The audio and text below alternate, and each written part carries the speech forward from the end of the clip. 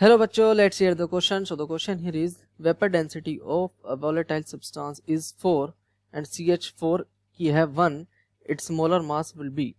ठीक है, हमें मोलर मास बताना है किसका, वोलेटाइल सब्सटेंस का। तो और हमारे पास CH4 की जो है वेपर डेंसिटी दी हुई है 1 है और जो वोलेटाइल सब्सटेंस है उसकी दी हुई है 4। सो फर्स्ट देखते हैं कि इसमें हमारा की कॉन्सेप्ट क्या है। की concept will be what is vapor density।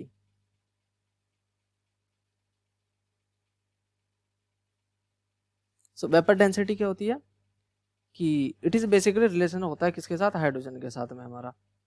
तो it can be defined as mass of a certain volume of a substance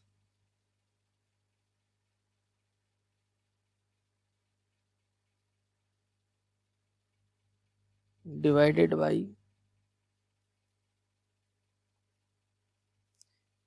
mass of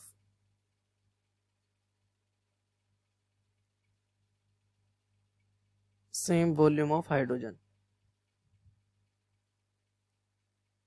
ठीक है, तो Vd जनरली इसको हम Vd लिख रहे हैं। तो Vd इज इक्वल टू होता है molar mass of a substance divided by molar mass of hydrogen यानी कि 2। तो अगर मोलर मास हमें किसी सब्सटेंस का निकालना होगा तो मोलर मास ऑफ सब्सटेंस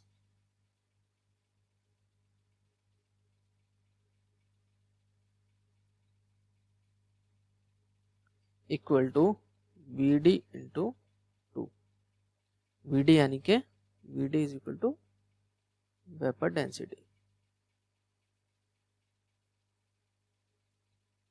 ठीक है, नाउ अगर हमें अब कैलकुलेट करना है, हमें वोलेटाइल सब्सटेंस की हमें क्या वेपर डेंसिटी गिवन है।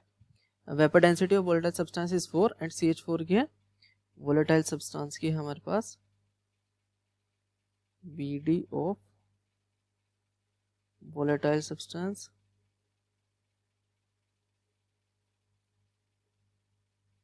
इज इक्वल टू कितनी है 4 एंड हमारी CH4 की हमारी कितनी is equal to 1।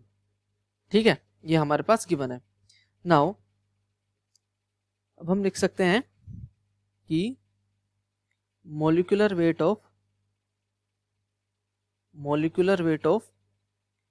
Volatile substance यानी कि volatile substance divided by molecular weight of CH4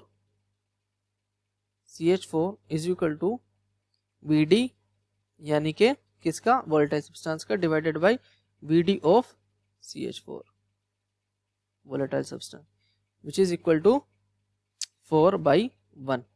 ठीक है, नाउ मोलिकुलर वेट कैलकुलेट करना था हमें वोलेटाइल सब्सटेंस का।